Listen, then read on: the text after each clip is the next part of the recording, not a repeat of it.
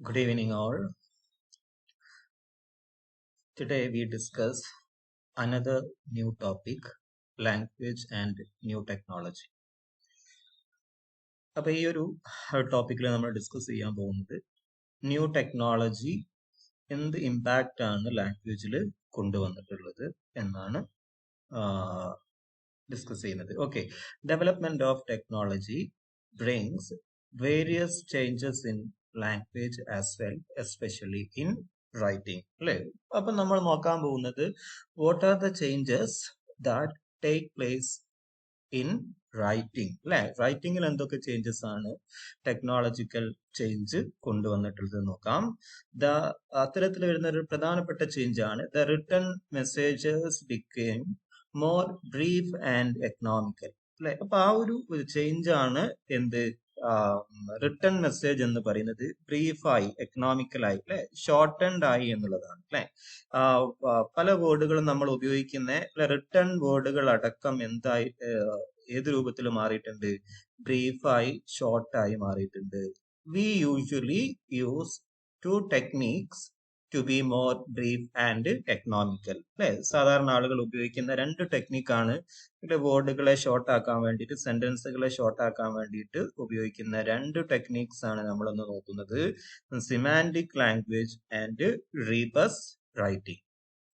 അപ്പൊ semantic language left out vowels in their writing because these words can be predicted can be predictable based on the context. അല്ലെ, അപ്പൊ semantic language എന്ന് പറഞ്ഞാൽ ആ ഒരു ലാംഗ്വേജിൽ വവൽസ് ഒക്കെ നമ്മൾ എന്ത് ചെയ്യും? ഒമിറ്റ് ചെയ്യും, അല്ലെങ്കിൽ ഒഴിവാക്കും. അല്ലെ, പിന്നെ നമ്മൾ ഉപയോഗിക്കില്ല. ഒരു വേർഡ് ആണെങ്കിൽ ആ വേർഡിൽ വരുന്ന വവൽ സൗണ്ടുകളെ നമ്മൾ എന്ത് ചെയ്യും? നമ്മൾ ഒഴിവാക്കും. അല്ലെ, കാരണം അല്ലെ, എന്തിനു വേണ്ടിയിട്ട് ഒഴിവാക്കുന്നത്? അത് ഷോർട്ട് ഫോമിലാക്കാൻ വേണ്ടിയിട്ട്, ഷോർട്ട് ആക്കാൻ വേണ്ടിയിട്ട്. അല്ലെ, പിന്നെ കുറഞ്ഞ സ്പേസിൽ കൂടുതൽ മെസ്സേജുകൾ പാസ് ചെയ്യാൻ വേണ്ടിയിട്ടാണ് എന്ത് ചെയ്യുന്നത്? ഇങ്ങനെ ഷോർട്ട് ആക്കുന്നത്, ബ്രീഫ് ആക്കുന്നത്. അല്ലെ, അപ്പം ബ്രീഫ് ആക്കുന്നതിനുള്ള ഒരു ടെക്നിക്കാണ് സിമാൻറ്റിക് ലാംഗ്വേജ്. സിമാൻറ്റിക് ലാംഗ്വേജിന്റെ വ്യത്യാസം എന്താ? മീനിങ് കറക്റ്റ് ആയിരിക്കും. എന്താണ് നമ്മൾ ഒഴിവാക്കുന്നത്? എന്താ റിമൂവ് ചെയ്യുന്നത്? വവൽ സൗണ്ടുകളെ നമ്മൾ റിമൂവ് ചെയ്യും. കാരണം എന്താണ് പറയുന്നത്? ഈ ഒരു വേർഡ്സിൽ വവൽസിന് നമുക്ക് എന്ത് ചെയ്യാൻ പറ്റും? പ്രിഡിക്ട് ചെയ്യാൻ പറ്റും ബേസ്ഡ് ഓൺ ദി കോണ്ടെക്സ്റ്റ്. അല്ലെ, semantic language has a similar with SMS language. അല്ലെ, SMS ലാംഗ്വേജുമായിട്ട് സിമിലാരിറ്റി ഉണ്ട് എന്തിന്? സിമാൻറ്റിക് ലാംഗ്വേജിന്. For example, please. അല്ലെ, പ്ലീസിന് നമ്മൾ ഉപയോഗിക്കും PLS. ബാക്കിന് നമ്മൾ കണ്ടോ, ഇവിടെ കണ്ടോ നിങ്ങൾ ഒമിറ്റ് ചെയ്യുന്നത്, ഒഴിവാക്കുന്നത് നോക്കും നിങ്ങൾ. അല്ലെ, AEIOU. അല്ലെ, ഈ ആൽഫബറ്റ് റെപ്രസെന്റ് ചെയ്യുന്ന ഒരുപാട് സൗണ്ടുകൾ ഉണ്ട്. അല്ലെ, സൗണ്ട്സ് നമ്മൾ പിന്നീട് പഠിക്കുന്നുണ്ട്, ഫൊണറ്റിക്സ് പഠിക്കുന്ന സമയത്ത് ഡീറ്റെയിൽഡ് ആയിട്ട് പഠിക്കുന്നുണ്ട്. തൽക്കാലം ഇപ്പൊ നിങ്ങൾ വവൽ ആൽഫബറ്റുകൾ അല്ലെ ആ ഒരു രൂപത്തിൽ ഓർത്തു വെക്കുക. അല്ലെ, സെന്റ് ആണെങ്കിൽ നോക്കി നിങ്ങൾ, സെന്റിന്റെ അവിടെ എന്ത് ചെയ്യുന്നുണ്ട്? പിന്നെ ഒഴിവാക്കുന്നുണ്ട്. അല്ലെ, ഇങ്ങനെ നമ്മൾ ഷോർട്ട് ആക്കുന്നതിന് പറയുന്ന പേരാണ് എന്ത്? Semantic language. അല്ലെ, ഇത് ടെക്നോളജി വന്നതോട് കൂടിയിട്ട്, അല്ലെ, അത് ഒരുപക്ഷെ നമ്മള് പിന്നെ സോഷ്യൽ മീഡിയയിൽ ഉപയോഗിക്കുന്നത് കൊണ്ടോ, അല്ലെ, പുതിയ ഒരു ടെക്നോളജീസ് മാറി വന്ന അതിന്റെ ഒരു ഇൻഫ്ലുവൻസ് കൊണ്ട് തന്നെയാണ് എന്ത് ഇത്തരത്തിൽ വരുന്ന വ്യത്യാസങ്ങൾ റിട്ടൺ ഫോർമാറ്റിലും അല്ലെങ്കിൽ റിട്ടൺ ഫോമിലും വന്നിട്ടുള്ളത്. ഓക്കെ, ഇനി നമുക്ക് നോക്കാം രണ്ടാമത്തെ ന്യൂ ടെക്നിക്. അല്ലെ, സെക്കൻഡ് വൺ, റീബസ് റൈറ്റിംഗ്. റീബസ് റൈറ്റിംഗ് എന്ന് പറഞ്ഞാൽ കറക്റ്റ് പറയുകയാണെങ്കിൽ നമ്മൾ പിന്നെ കമ്മ്യൂണിക്കേറ്റ് ചെയ്യാൻ വേണ്ടിയിട്ട് പിക്ചേഴ്സ് യൂസ് ചെയ്യാം. അല്ലെ, റിട്ടൺ ഫോമിൽ എന്ത് ഉപയോഗിക്കാം? പിക്ചേഴ്സ് ഉപയോഗിച്ചുകൊണ്ട്, ഇമേജസ് ഉപയോഗിച്ചുകൊണ്ട് നമ്മൾ കമ്മ്യൂണിക്കേറ്റ് ചെയ്യുന്നതിനാണ് യഥാർത്ഥത്തിൽ എന്ത് പറയാ? റീബസ് റൈറ്റിംഗ് എന്ന് പറയുന്നത്. എന്ന് പറഞ്ഞാൽ റിട്ടൺ ഫോമിൽ എന്ത് ഉപയോഗിക്കുക? നമ്മൾ ഇമേജസ് ഉപയോഗിക്കുക, പിക്ചേഴ്സ് ഉപയോഗിച്ചിട്ട് എന്ത് ചെയ്യുക?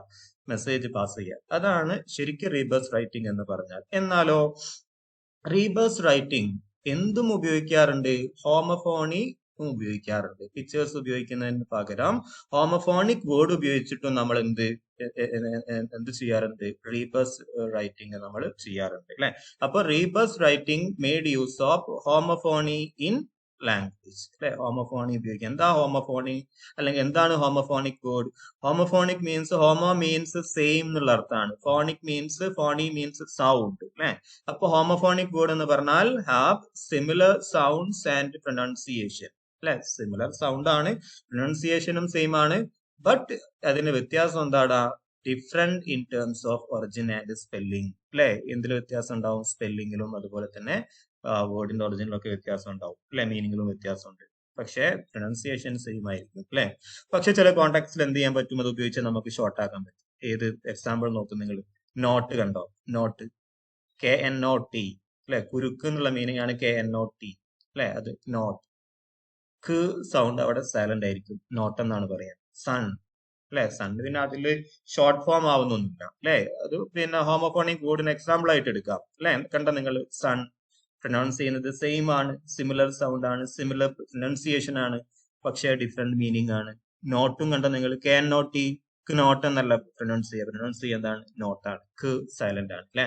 അതുപോലെ തന്നെ റീബസ് റൈറ്റിംഗിൽ ഓൾസോ ഉൾക്കൊള്ളുന്ന മറ്റൊരു കാര്യമാണ് we now use two four അല്ലെ.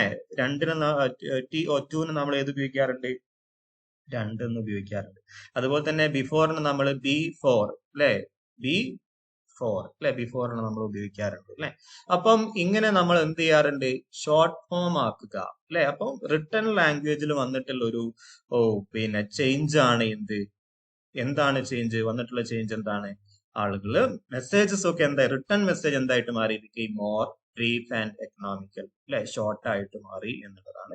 അപ്പൊ അങ്ങനെ ഷോർട്ട് ആക്കാൻ ആളുകൾ ഉപയോഗിക്കുന്ന രണ്ട് ടെക്നിക്കാണ് rebus writing and semantic writing. Okay okay, let us stop here. Okay, bye.